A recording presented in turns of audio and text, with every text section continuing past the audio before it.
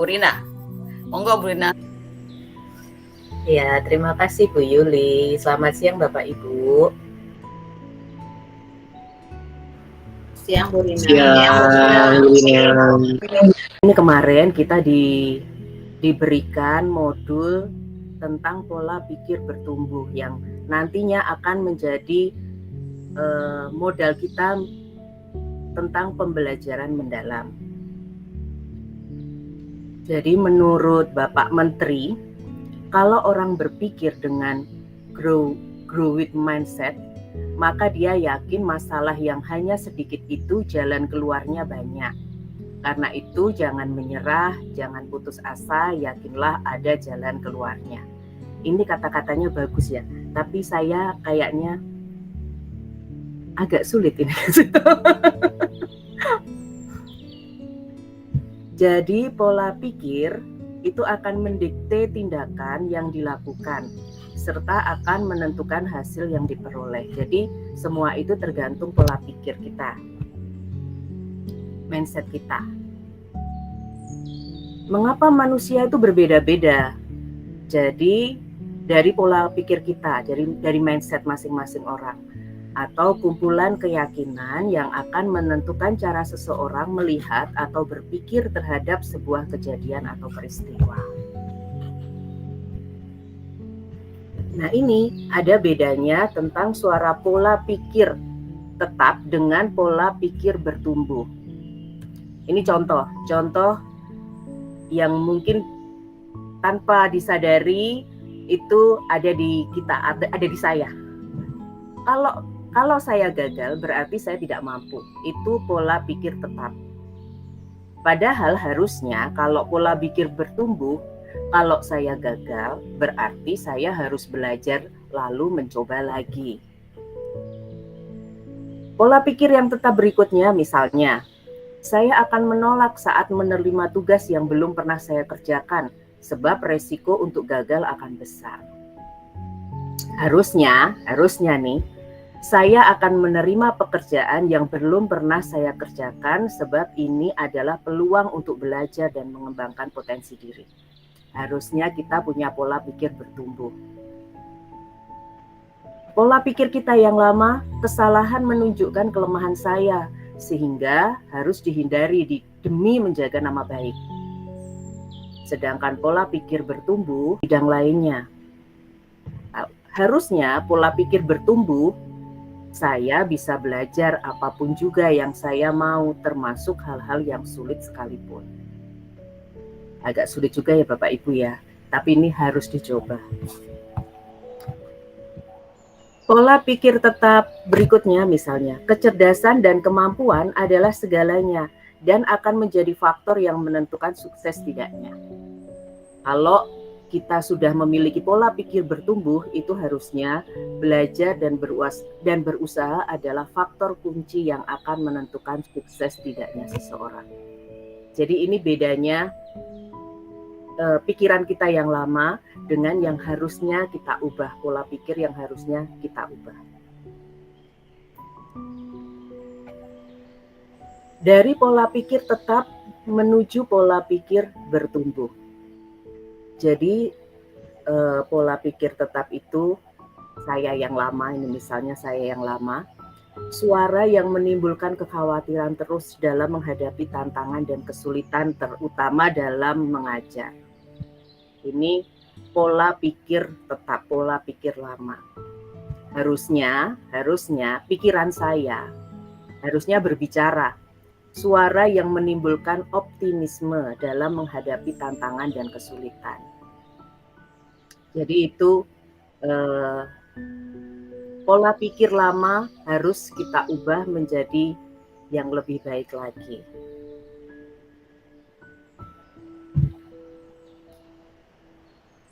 Saat melihat, ini contoh Bapak Ibu, saat melihat ada murid yang mau menyerah ketika menemui tantangan atau kesulitan, segera dorong dia untuk mencoba lagi. Jadi ini harus kita praktekkan dalam kehidupan sehari-hari di kelas. Saat kita melihat ada murid yang mau menyerah, dorong dia kembali untuk mencoba lagi. Sebenarnya sih mungkin Bapak Ibu sudah sudah banyak yang mempraktekkan ini di kelas, hanya ini sekarang lebih ditonjolkan lagi. Pada saat murid mau mencoba lagi, segeri beri pujian proses karena telah mau berusaha. Nanti kita lihat lagi bersama-sama Bapak Ibu, pujian proses itu kayak apa ya. Lalu jelaskan pada murid tentang perubahan pola pikir. Jadi pola pikir lama diubah mindset-nya menjadi pola pikir yang baru. Jelaskan kepada murid bahwa berbuat salah itu merupakan cara otak untuk belajar dan berkembang. Jadi sebenarnya sih Bapak Ibu sudah praktek setiap hari-harinya, tetapi ini lebih ditonjolkan lagi ya, lebih digarisbawahi lagi yang sekarang. Jadi ternyata itu ada bedanya antara pujian pribadi dengan pujian proses. Lah ini saya ada di pujian pribadi, saya ada di PPT sebenarnya selama ini. Pujian pribadi vs pujian proses. Cara guru memberi pujian atau kritik juga menjadi faktor yang sangat menentukan tipe pola pikir yang akan terbentuk pada muridnya. Dua pujian berikut ternyata memberi dampak yang sangat berlawanan. Kamu pasti pintar, itu pujian pribadi. Katanya ibu pembicara itu membuat anak jadi sombong. Nah, saya juga baru menyadari ya. Saya kan kadang-kadang bilang, iya kamu pinter gitu. Ternyata itu membuat dia sombong. Atau kita menunjuk anak, iya kamu cantik kesini. Nah nanti yang merasa tidak cantik dia akan minder, katanya begitu. Jadi itu pujian pribadi, kamu pasti pintar. Ternyata ada jenis pujian proses, kamu pasti sudah bekerja keras. Jadi harusnya kita ngomongnya begitu. Tapi kita sudah lama ada di pujian pribadi ini ya Bapak Ibu, jadi sepertinya kita yang harus berusaha untuk merubah menjadi pujian proses supaya anak semakin berusaha lagi dan tidak sombong. Nah, ini contohnya Bapak Ibu tentang pujian pribadi dan pujian proses. Ini contoh pujian pribadi. Kamu memang berbakat dalam matematika. Kalau pujian prosesnya, kamu butuh materi matematika yang akan menantang otakmu. Jadi harapannya anak semakin tertantang, bukan oh aku pinter matematika, bukan begitu. Pujian pribadi contohnya, kamu pintar sekali. Pujian proses, kamu telah menggunakan strategi yang tepat untuk menjawab soal ini. Pujian pribadi, kamu anak yang baik. Pujian proses, kamu patut diapresiasi untuk usahamu yang sangat baik. Contoh lagi pujian pribadi, wow, kamu seorang seniman yang luar biasa. Pujian proses, kamu telah memperlihatkan hasil latihan melukismu selama ini. Jadi harapannya kita kalau memuji anak menggunakan kata-kata seperti ini Bapak Ibu. Pujian pribadi, kamu memang terlahir menjadi seorang penulis. Pujian proses, kamu mampu memilih kata-kata yang sangat baik dalam tulisanmu. Jadi dengan pujian proses diharapkan anak-anak tidak sombong, jadi dia mau berusaha lagi, bahkan anak yang tidak bisa terpacu untuk menjadi berusaha begitu. Jadi tidak membuat anak menjadi sombong.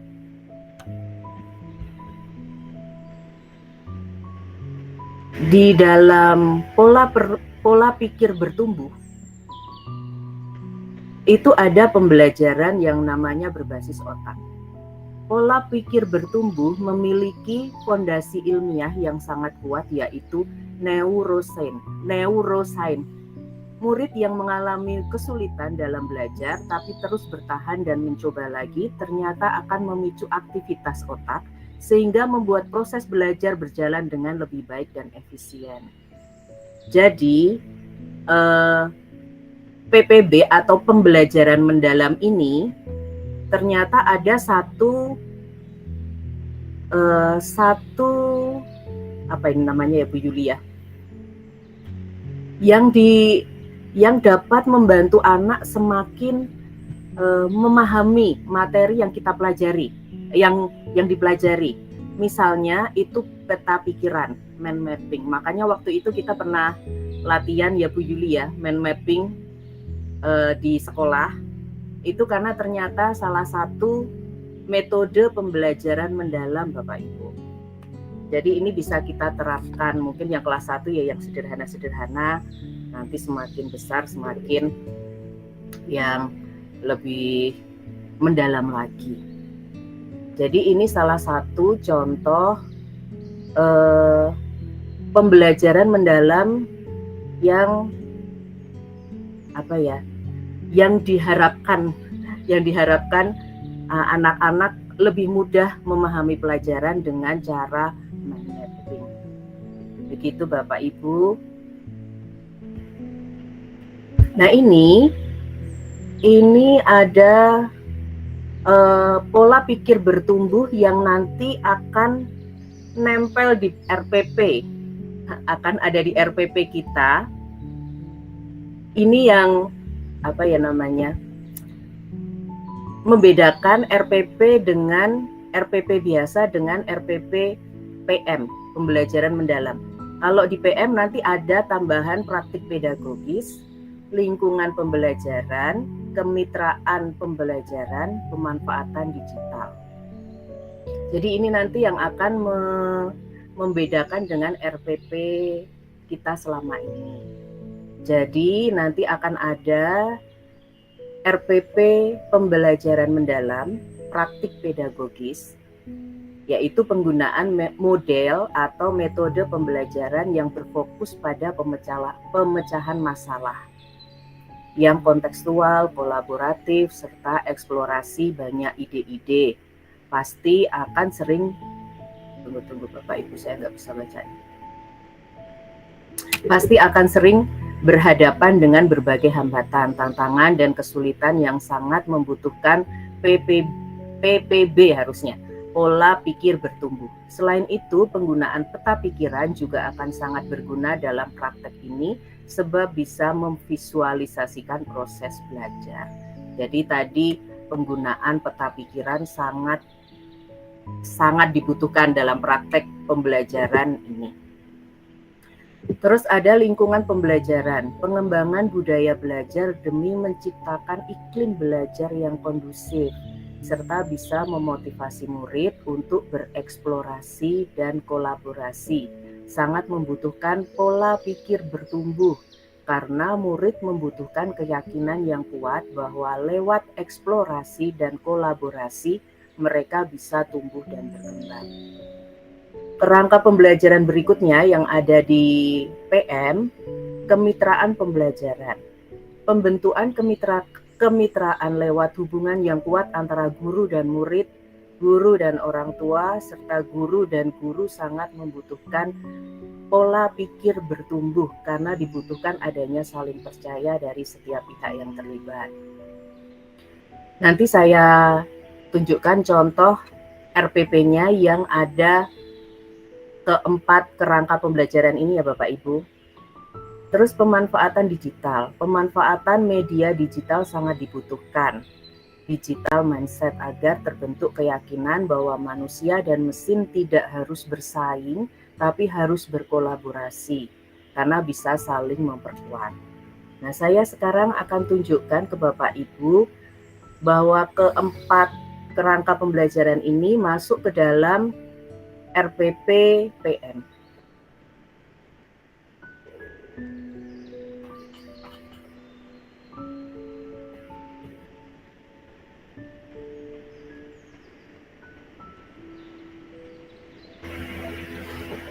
Ini contoh RPP untuk mata pelajaran bahasa Indonesia kelas 5. Bu Madu, ini cocok banget Bu Madu.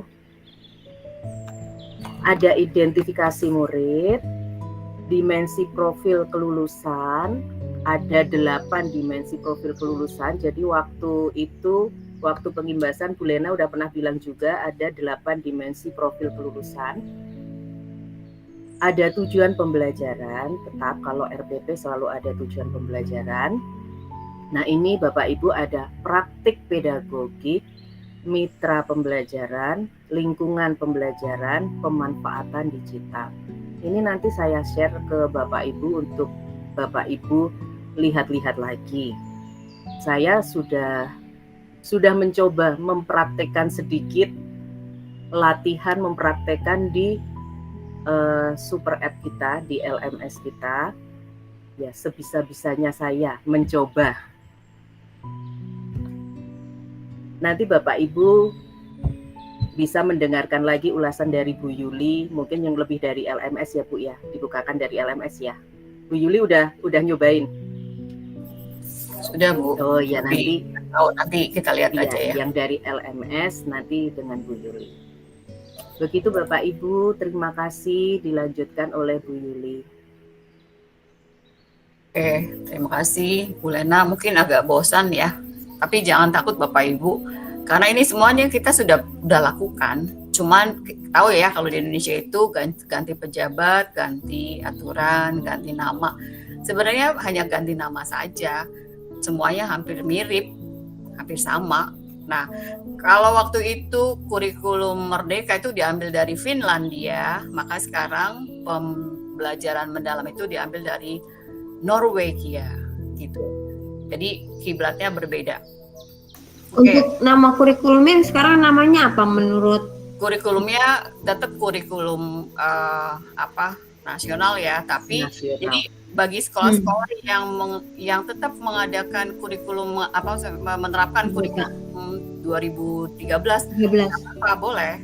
Jadi mix gitu loh. Jadi antara kurikulum 13 dan kurikulum Merdeka boleh dilaksanakan. Artinya gini, bukan dalam satu sekolah boleh ini enggak.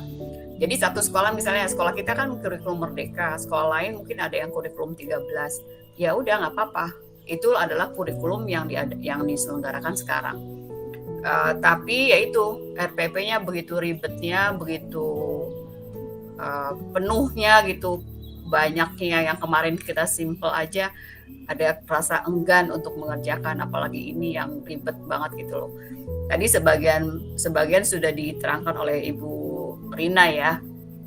Jadi kami itu kemarin seminggu itu saya kasih tahu ya bahwa kita itu mengerjakan modul-modul yang ada di ruang GTK. Jadi ini Bapak Ibu.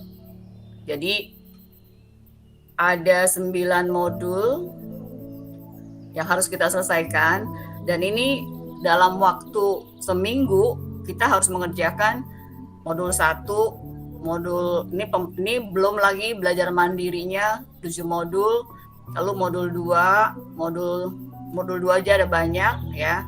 Terus modul 3, modul 4, modul 5, modul 6, modul 7. Nah, sekarang kita sudah sampai di ini, di OJT. Jadi kita harus unggah RPP, harus ini, harus itu. Begitu Bapak Ibu. Jadi memang agak nggak tahu ya ini project apa gitu ya. Kok kayaknya kok kita sebenarnya nggak dapat ilmu sih kalau kita nggak mau belajar gitu. Jadi bener-bener, ayo Ibu, ini waktunya segini. Jadi kita benar-benar mengejar materi hanya untuk mengisi modul-modul itu. Nah, tadi Bu Rina sudah menerangkan sebagian ya. Saya coba untuk merangkum sedikit. Saya nggak bisa nge-share, kenapa nih? Bentar ya.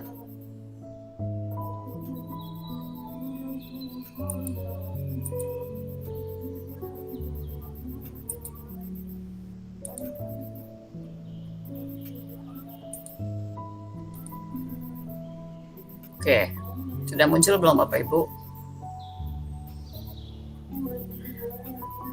Tadi sudah diterangkan Ibu Rina, itu ada pada Kalau kita lihat tuh 41 slide Bapak Ibu, tapi jangan khawatir, kita cepat aja ya karena kita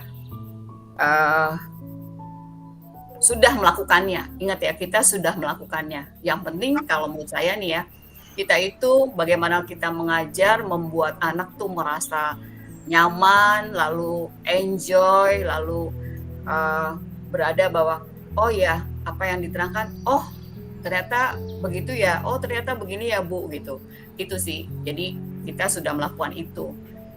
Wow. Iya, sing penting-penting wae Jul, ngantuk aku. Iya, ini juga yang penting-penting aja. Oke. Tadi Bu Rina sudah menerangkan, sebenarnya sih udah diterangkan Bu Rina semua sih tadi tuh.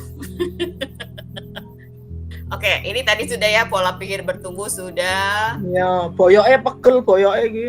Oh, podo. Nah, ini dia. Jadi 4 pilar, yaitu memuliakan, berkesadaran, bermakna, dan mengembirakan. Jadi di dalam kegiatan belajar mengajar, ini semua harus kita lakukan. Kalau berkesadaran artinya bahwa murid itu dan murid itu sadar bahwa kita ada di ruang kelas dan kita, oh iya, jadi hari ini tadi kamu makan apa misalnya gitu. Aku makan roti Bu. Roti itu isinya apa? Maksudnya mengandung apa? Karbohidrat. Berarti anak itu sadar apa yang dia makan gitu. Dan dia kalau itu mempelajari misalnya tentang makanan ya, makanan bergizi gitu. Nah, itu berkesadaran. Lalu bermakna. Kalau dia sudah sadar bahwa oh ternyata roti itu mengandung karbohidrat, untuk orang-orang yang bobotnya sudah besar itu karbohidratnya dikurangi. Oh, berarti saya harus mengurangi karbohidrat itu. Itu bermakna. Dan menggembirakan itu dibuatlah mungkin pakai kuis, pakai games, atau pakai pelajaran-pelajaran yang kerja kelompok atau apa gitu, sampai anak menghasilkan, oh begitu ya Bu, oh ternyata begitu. Itu sih sebenarnya pembelajaran mendalam ya seperti itu. Jadi kita tidak terlalu kemana-mana banyak materi, tapi justru kita satu atau kita pilih materi apa, tapi kita dalamin gitu. Maksudnya biar anak sampai berkesadaran, bermakna, dan akhirnya mengembirakan mereka gitu. Nah, pendekatannya holistik, kelihatan nggak Bapak Ibu ya? Holistik itu pola pikir, Kelihatan Bu Yuli. olah pikir, hati, olah rasa, dan olahraga. Ini kan kita sudah ya anak-anak lagi, Bapak Ibu ya. Olah pikir tentu belajar ya pakai berpikir ya. Olah hati artinya moral kita sudah tanamkan, tiap hari berdoa, tiap hari kita mengatakan ke anak-anak, ayo anak-anak jadilah orang yang baik, segala macam itu. Olah rasa, empati kita dengan, pokoknya ini kita semua sudah lakukan Bapak Ibu. Dan olahraga itu seminggu sekali kita olahraga senam bersama, dan juga olahraga di pelajaran PJOK ya. Gitu Bapak Ibu. Jadi jangan khawatir, memang benar yang jadi beban kita adalah hanya membuat RPP yang begitu ribetnya. Ini profil kelulusan sudah paham ya, waktu itu Bu Lena sudah membicarakan juga bahwa sekarang bukan profil pelajar Pancasila lagi, tapi 8 dimensi profil lulusan. Hampir mirip sih ya, keimanan, lalu kewargaan itu artinya cinta tanah air gitu. Penalaran kritis, berpikir logis ya, kreatif. Anak-anak kita cukup kreatif, cukup bernalar kritis juga. Kita kasih soal-soal yang pakai bisa hot, bisa low gitu ya. Terus kolaborasi. Nah, kolaborasi ini bisa antar guru bidang studi, antar guru kelas dengan guru bidang studi. Bisa juga kolaborasinya dengan orang tua murid, jadi pembicara di kelas gitu, bisa seperti itu. Kemandirian, anak-anak tentu kita melatih mereka agar mandiri, bertanggung jawab. Dan kesehatan, memiliki fisik yang prima ya, serta bisa berkomunikasi. Artinya dia bisa melakukan refleksi terhadap pribadinya dan juga berbicara kepada orang lain di sekitarnya dengan misalnya kalau presentasi itu dia presentasi gini-gini dengan kalimat yang runtut sehingga orang-orang paham gitu. Lanjut. Nah, di sini guru berperan sebagai aktivator, ya, menstimulasi murid agar mencapai tujuan pembelajaran. Lalu guru juga kolaborator, artinya tadi itu membangun kolaborasi dengan murid, dengan teman sejawatnya, dengan keluarga, masyarakat, atau mitra profesi. Contohnya gini, contohnya kalau kita belajar tentang imunisasi ya, kita bisa panggil tuh yang namanya petugas puskesmas pada saat dia datang punya waktu untuk berkunjung ke sekolah. Kita bisa minta tolong dia untuk berbicara di depan kelas bahwa guna imunisasi itu apa, bukan untuk menakut-nakuti anak takut sama jarum, tidak, tapi untuk apa, itu kita bisa berkolaborasi. Lalu juga pengembang budaya belajar, jadi diharapkan anak-anak tuh belajar sesuai dengan seperti kebutuhan, bukan kewajiban atau apa, tapi kebutuhan. Jadi mengembangkan budaya belajar seperti itu. Oke, tadi sudah kita ngomong ya bahwa di dalam pembelajaran itu ada berkesadaran, bermakna, dan mengembirakan. Lanjut. Nah, di dalam pengalaman belajar juga ada memahami. Kalau siswa sudah memahami, maka dia sudah akan dapat mengaplikasikannya. Contohnya gini deh, ayo anak-anak kita belajar tentang unsur-unsur intrinsik. Oke, dalam unsur intrinsik ada tokoh, ada penokohan, ada alur cerita, ada ini. Oke, udah selesai itu. Oke, sekarang kamu mengaplikasikannya dengan apa? Dengan membuat drama. Jadi mereka diminta untuk dalam kelompok itu membuat skenario, lalu membuat drama. Kalau kelas 1, kelas 2, kelas 3 mungkin yang simpel-simpel aja ya. Lalu mereka menampilkan atau mementaskannya di depan kelas. Dah, setelah itu anak-anak yang lain mengamati. Lalu dari situ setelah mengaplikasi, setelah itu mereka bisa merefleksi. Apakah saya tadi bisa berproses dengan baik ya? Apakah dalam satu kelompok tadi hanya saya aja yang bicara, atau bisa menerima orang-orang untuk berpendapat, tidak memotong pembicaraan atau apa? Nah itu ya, bisa merefleksi seperti itu. Apakah saya sudah menyiapkan diri dengan baik? Apakah saya bertanggung jawab terhadap tugas-tugas saya? Itu refleksi pribadi. Lalu juga teman-temannya bisa memberikan masukan kepada teman yang lain setelah mengaplikasi kegiatan belajar mengajar seperti itu. Kita sudah melakukannya ya Bapak Ibu ya nih ya. Jadi jangan khawatir. Oke, prinsip asesmen itu adalah berkeadilan. Semuanya harus melakukan, tidak ada anaknya guru, anaknya apa, ya udah kamu nggak usah ulangan deh, kamu nggak usah sumatif deh, gini, enggak. Jadi berkeadilan itu artinya semuanya dapat, anak-anak berkebutuhan khusus pun dapat ya. Lalu edukatif. Jadi asesmen itu bersifat sebagai umpan balik bagi kita pendidik, juga bagi peserta didik, juga orang tua, untuk meningkatkan proses pembelajaran dan hasilnya. Lalu objektif. Objektif itu artinya kita sudah tahu ya, kalau objektif itu artinya harus sama ya, tidak subjektif, tidak karena dia suka ngasih saya makanan, ya udahlah dibenerin aja atau apa, enggak gitu ya. Objektif itu artinya ya semua sama gitu, mendapatkan perlakuan yang sama gitu. Lanjut. Nah, kita sudah membahas dan kita sudah menjalankan bahwa ada 2 asesmen yang ada di sekolah kita, yaitu formatif, yaitu memberi informasi umpan balik untuk memperbaiki proses belajar. Jadi formatif ini misalnya contohnya apa? Contohnya TR, TS itu formatif ya, yang kita berikan untuk bertahap dan berkelanjutan. Misalnya TR anak-anak udah bisa nih, TS-nya udah bisa, kita melanjut ke pelajaran berikutnya seperti itu.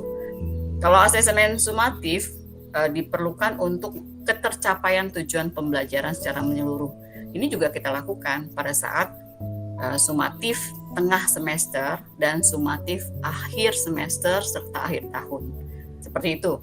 Jadi bentuknya bisa tes lisan, bisa tertulis, tapi kebanyakan kita kalau tes sumatif itu tertulis ya biasanya ya. project juga bisa, portofolio juga bisa. Seperti itu Bapak Ibu, jadi jangan khawatir, kita semua sudah melakukannya. Oke, di sini asesmen formatif itu bersifat apa sih? Bersifat as learning, artinya apa? Untuk refleksi diri sendiri, ya, refleksi murid dan refleksi proses pembelajaran. Sebagai for learning, memperbaiki proses pembelajaran. Lalu kalau sumatif itu of learning, jadi alat ukur untuk mencapai pembelajaran murid pada saat akhir pembelajaran, gitu. Nah, tekniknya bisa observasi, bisa kinerja, bisa penilaian diri, bisa juga proyek, tes tertulis, penilaian antar teman. Ini kan zaman dulu juga kita sudah melakukan ini ya, penilaian antar teman gitu, penilaian pribadi, terus les lisan, penugasan, portofolio. Itu semuanya boleh dilakukan. Begitu Bapak Ibu. Nah, nih, dulu kita memakai taksono Bloom. Sekarang kita taksono Solo, bukan dari Solo ya ini. Solo tuh ada singkatan gitu ya. Kita mulai dari bawah, bahwa yang paling bawah itu adalah prastruktural. Artinya dia belum memahami, lalu meningkat ke instruktural. Nah, bingung deh bacanya. Itu mulai mengingat, lalu multistruktural, mulai memahami. Lalu relasional, menganalisis, penerapan, mengaplikasi. Nah, yang paling tinggi adalah berpikir abstrak yang mendalam, menciptakan, mengevaluasi, lalu ini bisa merefleksi. Maka kita ada ini di dalam PM. Gitu. Jadi kalau anak-anak misalnya ya Pak Ari ya, misalnya anak-anak bisa menciptakan lagu, itu udah sampai sini nih tahapnya. Ya, terus misalnya Pak Bimo, anak-anak bisa menciptakan kriya ya, atau misalnya patung atau apa, ini udah sampai sini. Begitu Bapak Ibu. Ini jadi taksono yang kita pakai bukan belum lagi Solo, tapi hampir mirip ya. Ya kayaknya sekarang ada level 1, level 2, level 3 gitu. Nah, soalnya berupa HOTS ya, higher order thinking skill atau low ya. Jadi kita bisa memberikan soal-soal seperti ini untuk di kelas masing-masing, tapi disesuaikan dengan usianya. Jangan memberi soal untuk kelas 1, padahal soalnya untuk kelas 6 gitu. Tapi disesuaikan dengan usia. Perencanaan pembelajaran. Sekarang seperti yang tadi Ibu Rina katakan, bahwa ada identifikasi apa sih kesiapan siswa. Kalau saya buka dari saya coba masuk ke ini ya Bapak Ibu ya, ke LMS ya.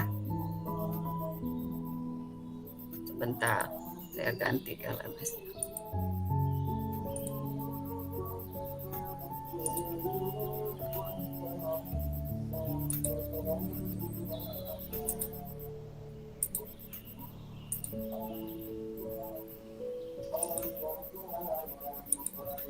Di sini ada RPP, PM, SD. Nah, masih kosong semua. Di kelas 6 sudah ada. Saya baru coba satu, yaitu unsur intrinsik. Itu mah belum saya isi Bu Yuli. Ini apa? Ini kelas berapa? Oh, kelas 5 ya. Kelas 6 ya. Kelas 5 saya cuma itu doang, tapi belum saya isi karena saya mau contohnya kayak apa, pusing. Oke. Sekarang jadi kalau kita klik ini minggu keberapa, ini tanggalnya udah tahu ya, kita bikin seminggu aja. 3 kali pertemuan. Kalau misalnya mau dijadikan 2 kali pertemuan, saya pikir nggak masalah ya. Misalnya nih, matematika kan ada 5 JP ya. Kan saya membagikannya 1 hari. Tapi kalau misalnya mau di RPP-nya misalnya 2 pertemuan atau 3 pertemuan boleh aja sih, nggak masalah. Karena itu kalau satu pertemuan membebankan kita memang. Tapi kalau nanti kita lihat ya. Kalau 3 kali pertemuan berarti di sini akan 3 kali. Tapi kalau di sini 2 kali pertemuan, 2 kali. Oke. Jadi di sini judul materi kita yang akan kita ajarkan apa? Misalnya satu bab itu kita nggak mungkin habis 1 minggu kan? Satu bab itu bisa 1 bulan, bisa juga 1,5 bulan. Kita bagi aja. Oh, ada unsur intrinsik, ada kosakata, ada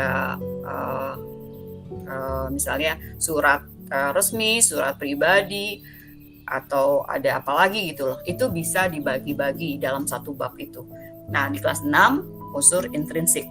Di sini kan ada kita tadi ngomong ada identitas ya, kesiapan siswa. Peserta didik memiliki kemampuan dasar membaca lancar dan memahami struktur kalimat sederhana dari kelas sebelumnya. Mereka mampu mengidentifikasi ide pokok, kelihatan nggak Bapak Ibu?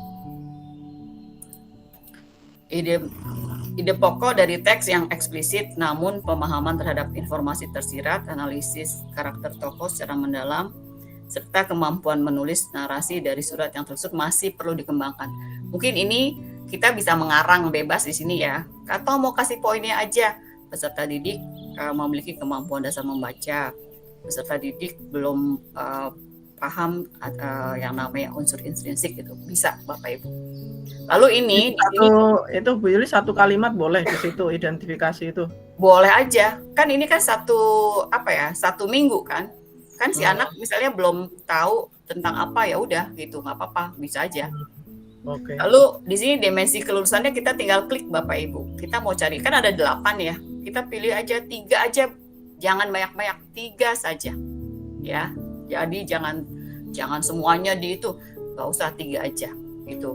Nah, kalau tujuan pembelajaran kita bisa langsung klik kan ya Bapak Ibu ya. Bisa klik langsung dia muncul, di contohnya gini ya. Nih ya. Kan tadi kita pilih ya, tadi kita keimanan, apalagi tadi tuh pengenalan kritis, kreatif, misalnya gitu ya. Lalu ini tujuan pembelajaran, ini kita klik yang nomor 1, kode 1, maka akan keluar di sini juga, gitu. Jadi yang nggak kita tulis hanya ini aja nih, yang lain ini kita tulis sendiri, ini kita klik sendiri, gitu. Oke, lanjut. Tujuan lingkungan pembelajaran.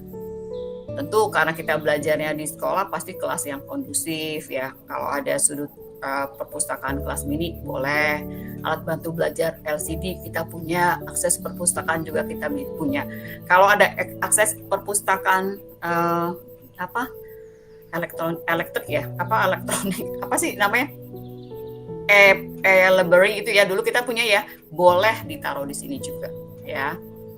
Oke. Praktek pedagogis itu adalah metode Bapak Ibu, metode. Jadi di dalam kurikulum sekarang itu namanya metode itu diganti jadi ini, praktik pedagogis. Nah, sekarang ini saya masih salah ya. Di dalam kurikulum sekarang ini siswa itu diganti namanya jadi murid. Sedangkan guru diganti menjadi pendidik gitu. Itu istilah baru dalam kurikulum yang sekarang. Tapi ya udahlah, saya nggak terlalu pikirin lagi ya tentang siswa atau murid atau apa. Katanya kalau murid itu kesannya dia itu umum gitu loh. Kalau guru itu kurang apa ya? Kurang memberi arti yang mendalam gitu. Kalau pendidik udah otomatis dia memberikan sesuatu yang baik, seperti itu katanya ya. Jadi ini praktek pedagogisnya macam-macam ya, boleh terserah. Mau diskusi kelompok, tanya jawab, presentasi, refleksi iman, atau membaca terpadu, kolaborasi, atau student center, ini boleh ya. Boleh 2, 3, boleh Bapak Ibu ya. Tergantung kebutuhan kita apa ya. Oke, lanjut. Mitra pembelajar. Mitra pembelajaran itu kemarin waktu saya pelatihan itu ditanya, kok nggak ada sih yang ngajak pihak lain gitu untuk di dalam berkegiatan gitu. loh memang harus ya wajib ya Bu setiap kali pembelajaran seperti itu. Ya enggak, tapi ya tadi yang seperti saya omong tadi, misalnya nih kita mau gandeng orang puskesmas gitu ya untuk memberi info tentang bagaimana cara menjaga kesehatan tubuh, apa gunanya imunisasi, bisa kalau saat pembelajaran tentang kesehatan tubuh atau makanan sehat ya, seperti itu bisa. Atau seperti ini, kunjungan perpustakaan atau dengan pustakawan. Kita panggil pustakawan untuk datang ke kelas kita untuk memberi informasi tentang unsur-unsur intrinsik gitu, seperti itu. Jadi mitra pembelajaran seperti itu, Bapak Ibu. Pemanfaatan digital. Kita mau udah canggih semua ya, bisa pakai video dongengnya atau Kahoot atau Kahoot atau Quizzes, Wordwall dan sebagainya, Canva itu bisa seperti itu. Google Slide, Google Doc dan sebagainya. Itu bisa tulis 1-2 aja juga nggak masalah, seperti itu. Ini saya kasih contoh ya bahwa ini kita boleh ambil dari mana begitu. Lalu ini. Jadi nanti kita kan membuat 2 kali pertemuan ya. Nanti ini akan sama Bapak Ibu. Yang berbeda hanya ini. Jadi kalau kita nulis ini nanti pas pertemuan kedua ini udah ada. Jadi nggak perlu nulis lagi.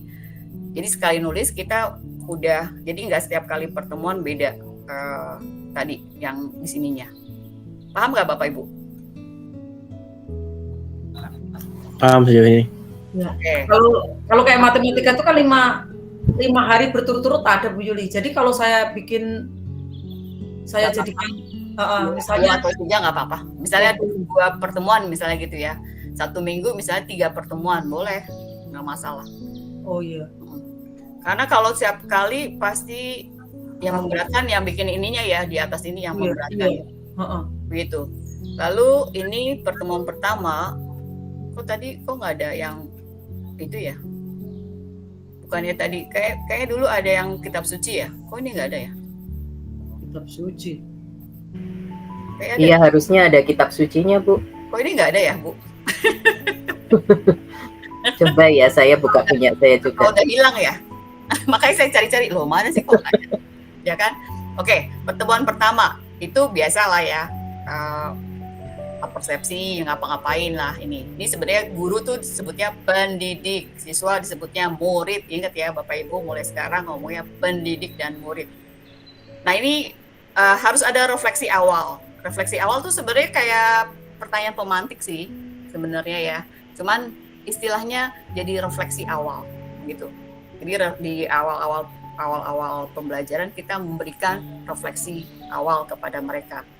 Apakah kamu pernah pindah rumah? Bagaimana perasaanmu? Nah ini kan berkaitan dengan materi pelajaran ya. Lalu setelah itu pertanyaan refleksi tadi awal itu dikaitkan dengan materi. Nah materi di kelas 6 itu tentang Hana yang pindah dari Jepang ke Indonesia. Lalu guru menjelaskan tujuan pembelajaran. Seperti dulu juga kalau kita mau belajar pasti anak-anak kenapa sih kita harus belajar materi ini? Coba, kenapa kita belajar ini? Nah, kita memberitahu tujuan pembelajaran. Jangan lupa memberitahu tujuan pembelajaran. Bisa juga dengan games ya, dengan quiz gitu bisa ya.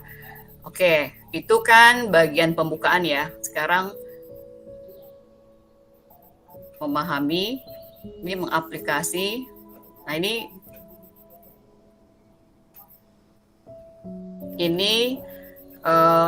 bagian intinya, membaca teks bersama, lalu diskusi isi pemahaman inti dari teks gitu, menghubungkan dengan pengalaman gitu. Karena kita harus bermakna dan berkesadaran gitu Bapak Ibu. Jadi apa yang kita pelajari kita kaitkan dengan kegiatan kehidupan kita sehari-hari gitu. Siswa berbagi pengalaman singkat tentang perasaan cara beradaptasi di lingkungan baru. Lalu menarik makna cerita. Merefleksi. Jadi jadi tadi ada refleksi awal, ada refleksi akhir. Di refleksi akhir, guru bertanya pasti menggiring ke arah kesimpulan ya. Apa yang kamu pelajari hari ini? Apa yang menginspirasi kamu? Bagaimana kamu bisa menerapkan? Terus jadi kesimpulannya gimana ya? Kamu seneng nggak belajar seperti ini, seperti itu?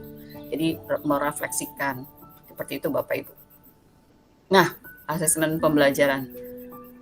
Di awal pembelajaran tadi ada pertanyaan lisan, bisa juga kita memberi pertanyaan terus anak menulis di stick note ya, lalu ditempel boleh juga.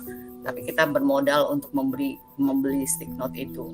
Lalu bisa juga membagikan lembar singkat kertas kecil tadi ya. Lalu guru mengamati. Jadi dalam pembelajaran juga guru mengamati siswa dari awal sampai tengah dan akhir gitu. Ini awal pembelajaran. Jadi asesmen ada di awal pembelajaran, ada di proses pembelajaran, tentu mengobservasi ya. Ini anak ini aktif nggak sih? Anak ini kok main terus sih? Anak ini kok bercanda-bercanda mulu gitu. Jadi memang idealnya guru tidak mengoreksi pada saat pembelajaran. Idealnya guru ya terlibat dalam mengamati siswa saat pembelajaran seperti itu. Gitu. Bisa juga hasilnya dengan produk ya. Dan akhir pembelajaran biasanya kita kasih yaitu tadi asesmennya bisa refleksi akhir gitu. Lalu rubrik ini bisa minta tolong chat GPT sih untuk membuatkan rubrik ini. Ya nanti kita tinggal tempel di sini. Gitu Bapak Ibu. Jadi hal-hal yang menurut kita susah janganlah dibuat susah ya. Dibuatlah yang lebih gampang. Kita tanya chat GPT juga boleh Bapak Ibu ya. Kan kita yang lebih kayak kalau saya sih menilai Bapak Ibu guru itu lebih udah ahli gitu loh dalam belajar mengajar. Itu tadi pertemuan pertama. Jadi pertemuan pertama dan kedua yang hanya kita ubah ini aja ya. Asesmennya tetap sama Bapak Ibu. Jadi kalau kita bikin asesmen pembelajaran dari awal, akhir, tengah, akhir, itu akan berlaku di 2 pembelajaran itu. Gitu Bapak Ibu. Jadi yang berubah hanya ini. Pertemuan pertama dan kedua. Oke, ada pertanyaan nggak? Ya Bu Rina, bagaimana Bu Rina hasilnya? Memang sudah hilang Bu yang memang sudah hilang yang integrasi nilai Alkitab umat Katolik. Tapi untung hilang itu Bu, karena kalau enggak kita nyari umat ya kan enggak. Iya betul. Jadi aku bilang kok hilang ya? Kok yang nilai-nilai ini di sini juga kok hilang ya? Yang ada nilai apa sih FMM-nya apa gitu ya? Ya kan di sini ya, integrasi nilai Alkitab itu. Ya itu. Jadi Bapak Ibu, jadi sudah tidak ada. Jadi cukup jelas nggak penjelasan saya? Kalau nggak paham boleh tanya sih.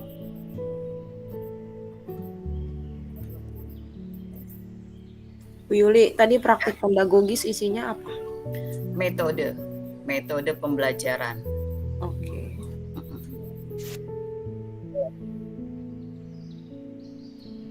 Bu Yuli, nanti contohnya dikirimkan biar bisa lihat contekan.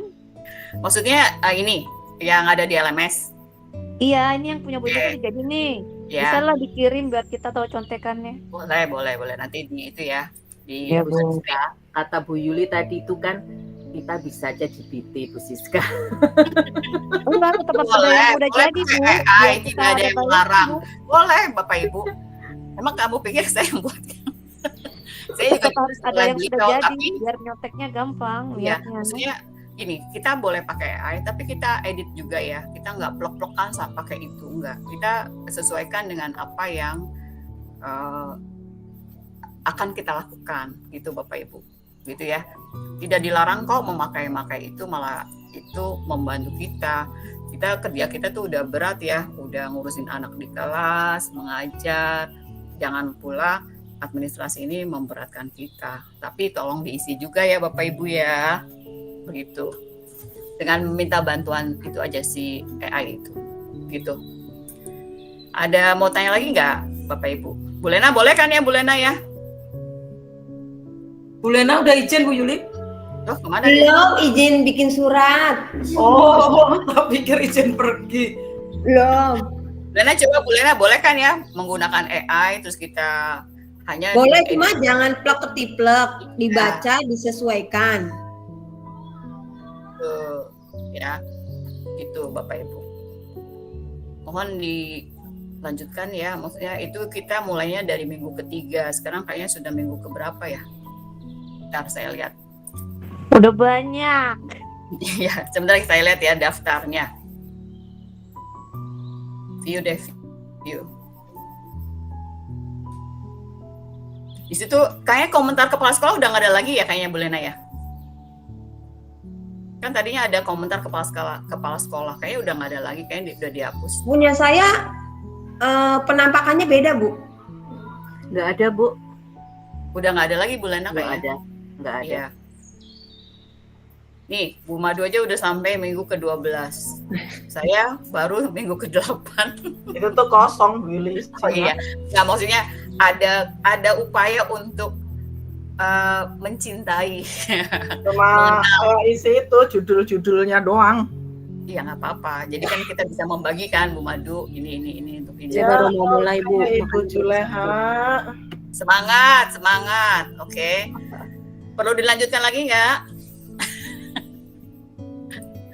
Oke, untuk yang LMS tadi RPP udah cukup paham ya. Semoga bisa memberikan inspirasi atau apa ya, semangat lah buat mulai mencoba untuk melihat dan mengutak-atik hal itu.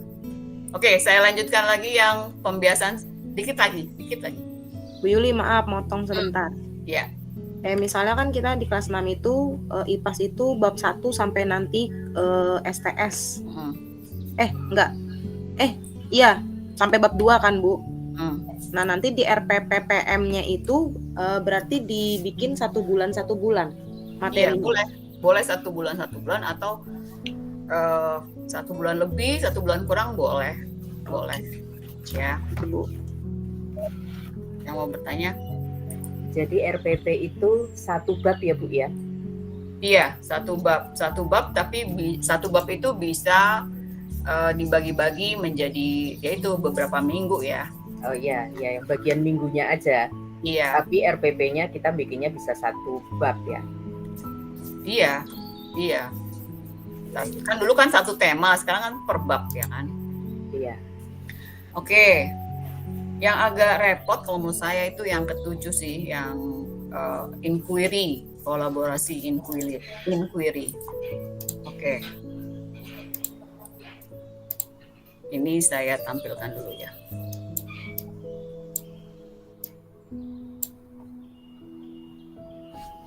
Jadi tadi yang saya katakan refleksi itu di awal dan di akhir ya. Nah, implementasi pembelajaran itu ini kayak kita buat dulu tugas kuliah apa namanya ya, lupa deh saya. Yang refleksi lalu ini terus refleksi lagi gitu.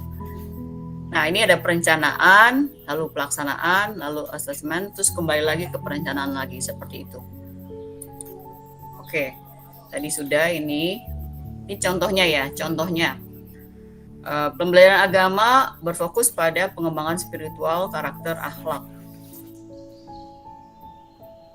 Ini bisa lah ya, misalnya kalau Pancasila misalnya ada studi kasus misalnya, kalau matematika pembelajaran berbasis masalah, gitu, bukan mencari masalah sih, berbasis masalah. Gitu. Oke, bahasa Indonesia pembelajaran berbasis inquiry, lalu IPAS juga berbasis proyek, lalu ilmu sosial, ini kita nggak ada ilmu sosial.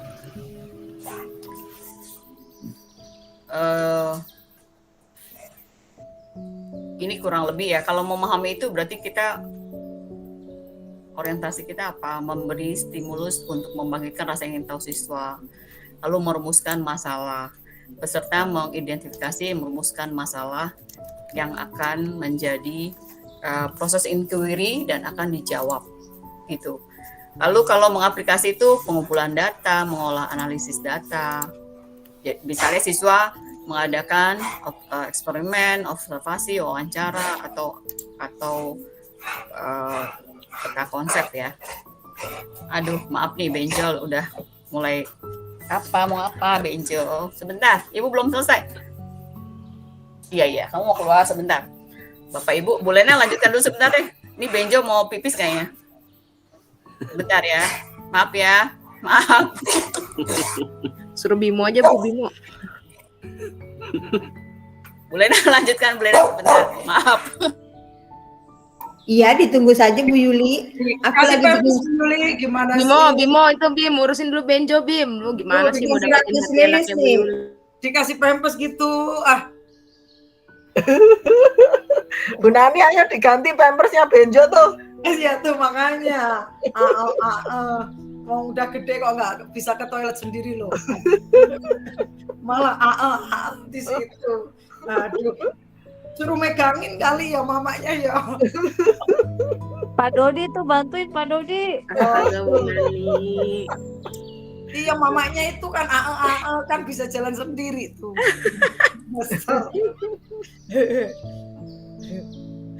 Aduh, hari ini pegel banget.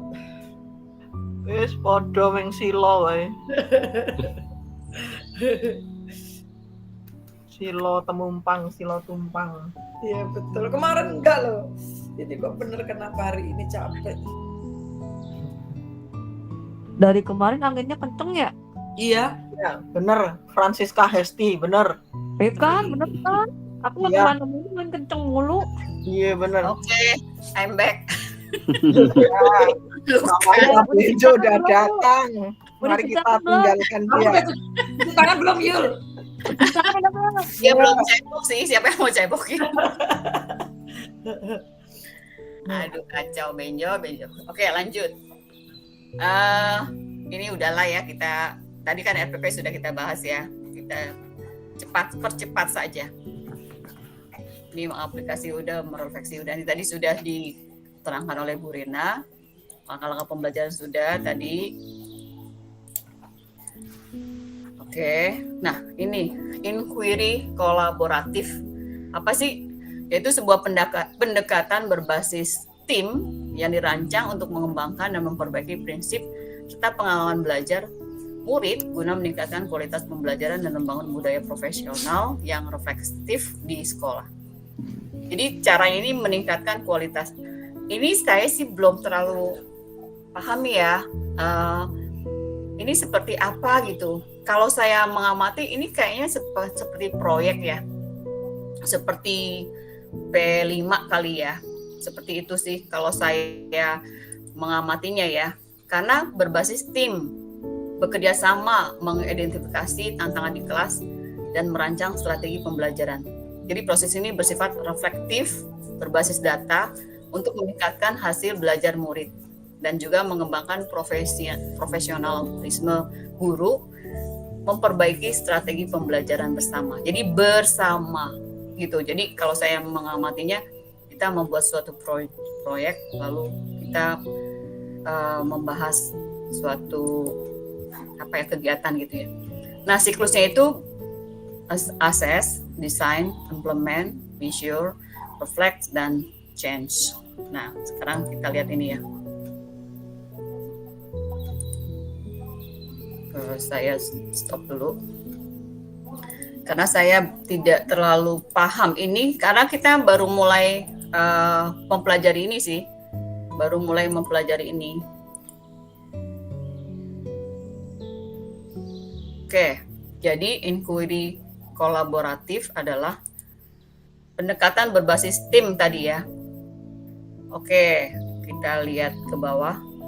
Tujuannya adalah memahami konsep prinsip inquiry kolaboratif. Oh, ini tujuan pelatihan ya. Ini prinsip-prinsipnya nih, berbasis data. Jadi pakai data. Kolaboratif yang setara dan bermakna. Semua pihak terlibat, guru, kepala sekolah, orang tua, murid, kemitraan pendidikan, berpartisipasi tanpa hierarki. Budaya profesional yang terbuka dan reflektif. Jadi apa yang perlu diperbaiki, lingkungan kerja harus mendukung keterbukaan dan kepercayaan. Lalu ada terstruktur tetapi fleksibel. fokus pada pembelajaran dan hasil murid, pembelajaran berkelanjutan di tempat kerja, kontekstual dan reflektif. Nilai-nilainya, kepercayaan, hormat. Terus terang ya Bapak Ibu ya, saya belum paham yang ini. Jadi kalau Bu Lena paham, boleh bantu saya untuk meneraskan. Atau Bu Rina, ayo boleh Bu Rina. Saya siklus inquiry kolaboratif itu kayak semacam suatu kasus gitu loh. Inquiry itu kan menemukan sendiri jawaban dengan searching atau mencari sumber dari mana-mana. Nah, tapi ada yang namanya ini nih, assess. Soalnya waktu membahas ini itu hari terakhir jam berapa ya, menjelang kita pulang, ini baru dibahas. Jadi saya benar-benar ngeblank gitu, maksudnya ini maksudnya apa sih? Enggak terlalu paham saya yang ini gitu. Begitu. Apa saya pelajari dulu ya Bapak Ibu, nanti saya. Bu Rina, coba tolong Bu Rina.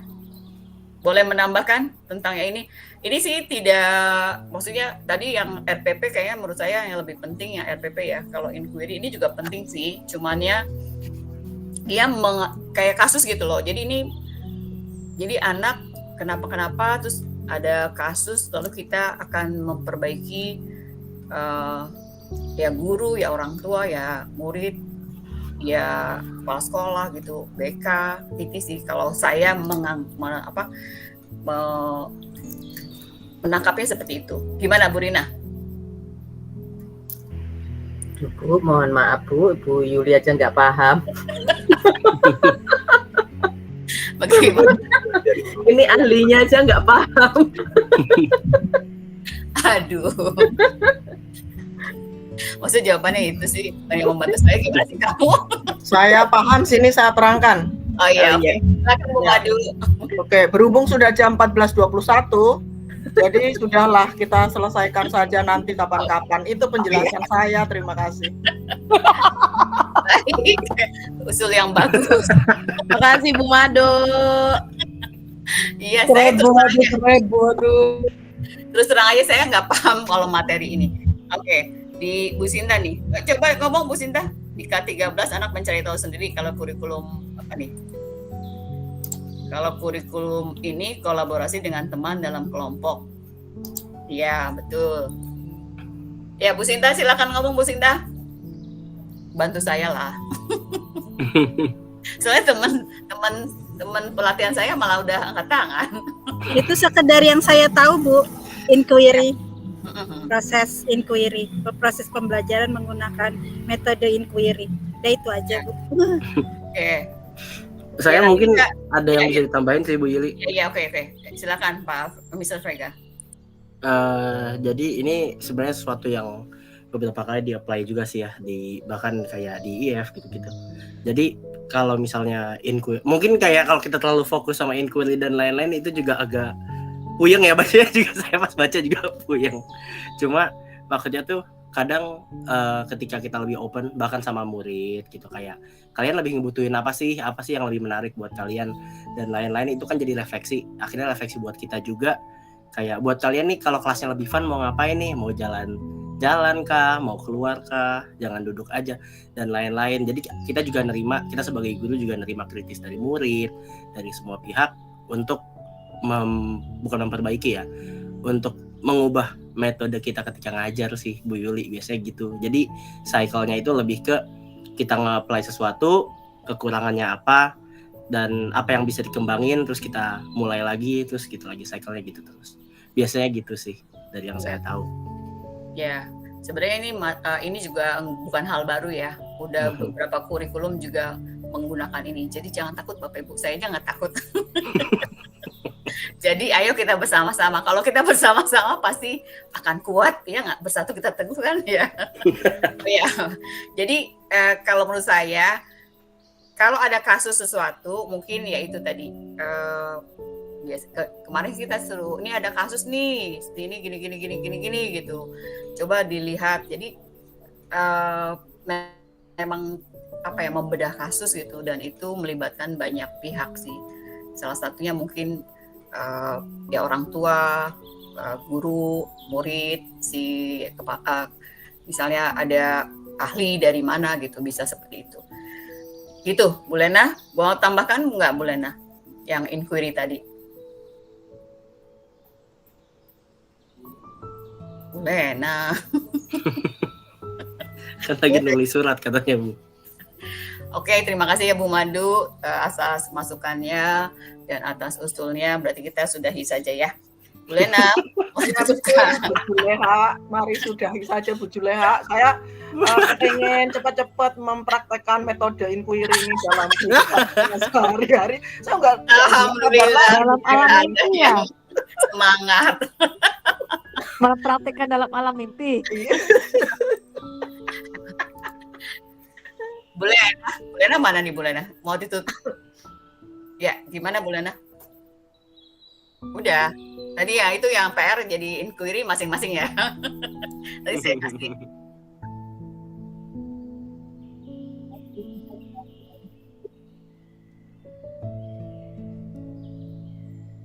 Iya. Iya, tapi kan tadi ada kolaboratif, berarti bukan hanya sendiri ya, ada kolaborasi antara pihak-pihak tertentu gitu. Nah itu yang nanti saya kasih kasus ya, kita inquiry bersama-sama. Oke, ya Bu Lena cukup sampai sini ya pengimbasan saya dan Bu Rina. Jadi terima kasih teman-teman yang sudah merelakan boyoknya pegel mendengarkan celoteh saya. Terima kasih, Tuhan berkati, semoga bermanfaat. Ya, monggo Bu Lena.